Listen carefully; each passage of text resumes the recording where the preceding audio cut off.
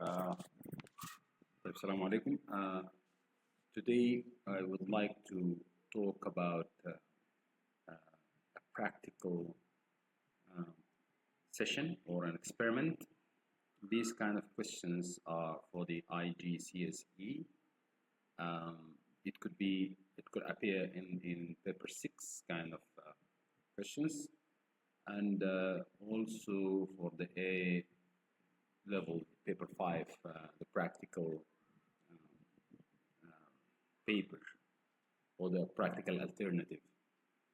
So in this experiment that I would like to talk about is the specific latent heat of fusion. And generally, what is the specific latent heat of a substance is a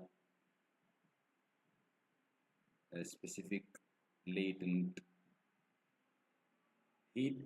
So what is the specific latent heat? This is the amount of heat given during the phase transformation.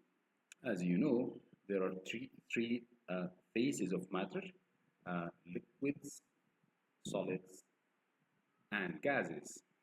So there is always an amount of heat needed in order to raise like the temperature of the substance itself. If it is liquid, you move it from a cool liquid into a hot liquid, so you like to add a specific amount of energy by raising the temperature. But also, you need a specific amount for each substance, depending on the type of the substance itself.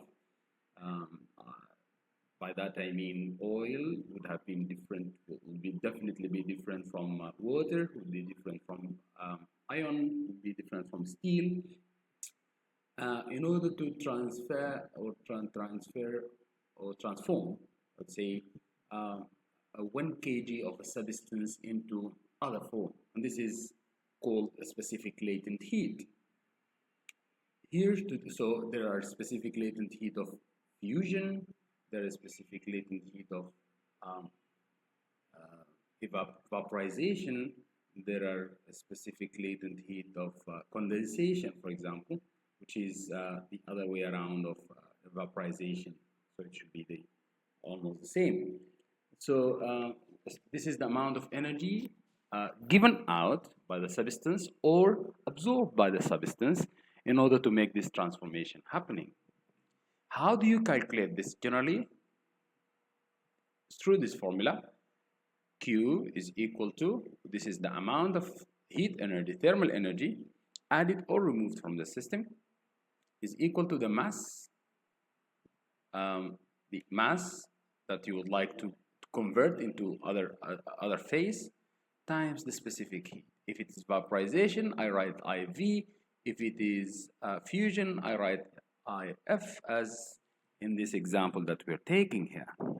So we would like here to set up an experiment, or think of an experiment. If, let's say, they ask you to go to the lab and try to design an experiment that allows you to calculate the specific latent heat of fusion of ice.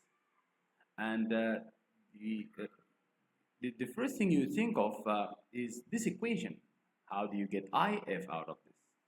How do you extract IF? How do you calculate IF? If you make it subject of formula, so it's IF is equal to the amount of heat divided by M.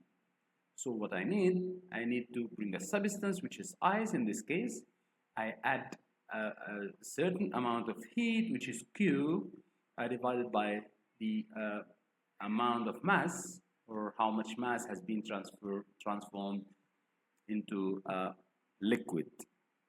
By fusion means I would like to melt it or change it to liquid state. So I'll go to the lab. I need a funnel such as this, of this shape. I need a crushed ice in here. I just place it like this. I need a heater, which is this is the source of heat. That's what provides heat, and I'll explain how it provides heat and how do we link up. Now you should also think, if you let just without the immersion heater, if you just let the crushed ice at room temperature, the ice would still melt and transform into water. And if you also insert this heater, so the rate of melting is going to increase, so it's going to melt more water. But I don't want this room temperature effect. I would like to remove it. So the first thing that I would think of, I need to, let's say, design an experiment. I bring the crushed ice with the funnel. I let it melt for 5 minutes. Let's say I let it without the immersing the heater for 5 minutes. Let's say, so the time of the experiment is 5 minutes, and I will let it melt in the beaker down there. So, but I also need a balance. So I need a balance in order to measure the mass of the melted water. How do I measure that? I measure the mass of the beaker and the water together, and of the empty beaker. I subtract them. I get the mass of the melted water due to the effect of the environment, the surrounding environment, which is the room temperature. I take this measurement of the melted mass as to be M1. And this is what I would like to remove, because I would like to have my source of heat is the only source that melts, that affects this, this process of fusion. And then after that, I repeat the experiment by immersing the heater now and giving it, put it in the power, and then you give it also the same time, 5 minutes, and I repeat the same thing again. I take the mass of the water for the second time. This would be definitely would be greater than M1, so this is M2. In order to remove the effect of the environment, I just subtract M2 minus M1, and what would that be? M is the mass. This is the mass of melted ice or water. Right. So now I have M.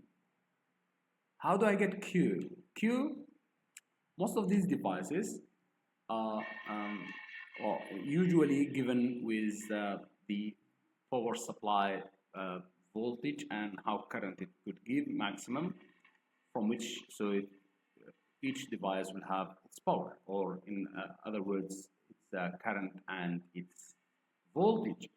And what is the power of the heater is going to be I times V. But you know that this is equal to, power is equal to energy divided by time. Now here I assume that all the electrical energy, energy divided by time. Energy divided by time, this is how we define power. And now I assume all the electrical energy is to be transferred into heat, or thermal energy, Q over T. What is T? This is the time of the measurement. So using this, that will allow me to calculate Q. So Q would be the power of the device multiplied by time, which is 5 minutes in this case, if chosen. So now you have Q, you have M, you can easily calculate the specific latent heat of fusion of ice given the units in of joule per kilogram.